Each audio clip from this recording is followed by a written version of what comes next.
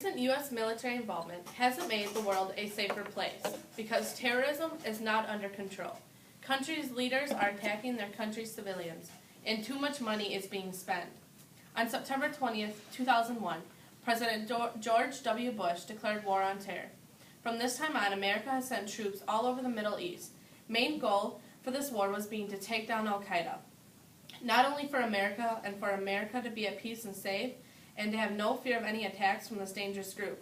As I'm sure most of you do, but I'll be surprised if you don't, but Osama bin Laden, the leader of the world's most dangerous terrorist group, al-Qaeda, is dead. This news was presented to America on May 2, 2011. This was a significant blow to al-Qaeda. On September 30, 2011, al-Qaeda suffered another blow when Anwar al-Awlaki was killed. His death temporarily leaves al-Qaeda destabilized.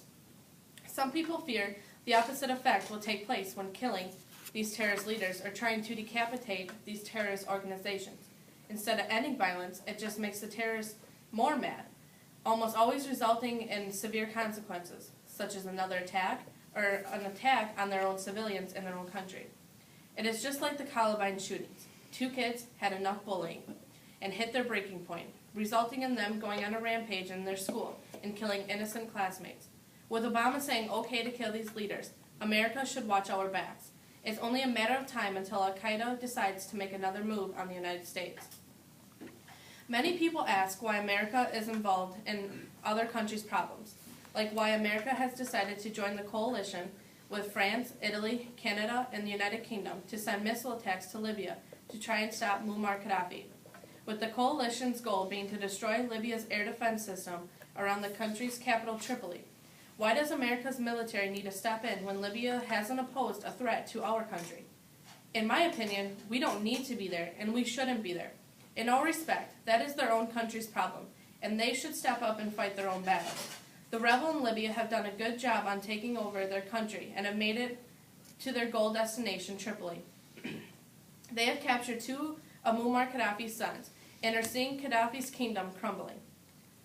Yes, the airstrikes are being credited for much of the rebels' success, but, according to Time magazine, when governments deny basic human rights to groups of people, those people are justified in their attempts to reform or replace the government. There is no more difficult decision than the decision to kill and die for one's beliefs, faith, hope for freedom. The people in Libya took it upon themselves to start the protest, and then got help from the U.S. military to send airstrikes. They have been fired up, motivated, and truly care about their freedom. I believe they could have taken over their country without the help of us or other countries. The United States, being in Iraq and Afghanistan, and being involved in the war on terror has not only costed billions of dollars, but has costed lives. Did you know that sending a single troop to fight for a year in Afghanistan or in Iraq is about $775,000? The Government Accounting Office, or GAO, estimates that $904 billion have already been spent on this war. $687 billion in Iraq, $184 billion in Afghanistan, and $33 billion on Homeland Security. With this huge number being tossed around, this doesn't include the long-term health care for these veterans, whom thousands of soldiers have suffered crippling wounds, both physically and mentally. The craziest part about this fact is that this was estimated on December 26, 2008. This website, Time.com, said depending on how many troops remain in Afghanistan and Iraq, the total cost is projected to be between $1.3 trillion and $1.7 trillion. Definitely something our country can afford right now, with spending trillions of dollars on wars in Afghanistan and Iraq, both of which are unwinnable money pits. The Libya situation isn't looking any more promising. Just a side note, these figures were taken in March of 2011. The United States has spent $225 million firing Tomahawk missiles, according to the U.S. Navy. The cost could reach up to $800 million to establish the no-fly zone and another $100 million a week to maintain it and move forward. When the fighter jet went down in March, that model cost between $100 and $150 million just for the jet. Now the fuel to fly these jets costs $10,000 an hour.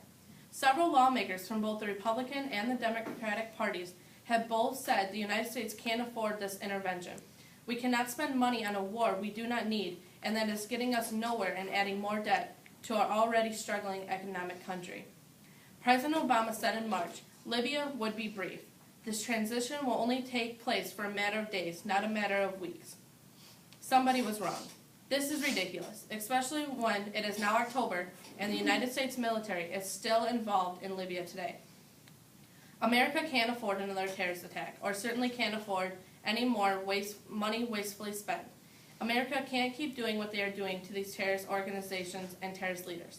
What America can do is mind their own business, worry about the problems they truly need to be involved with, and spend necessary money where money should be spent.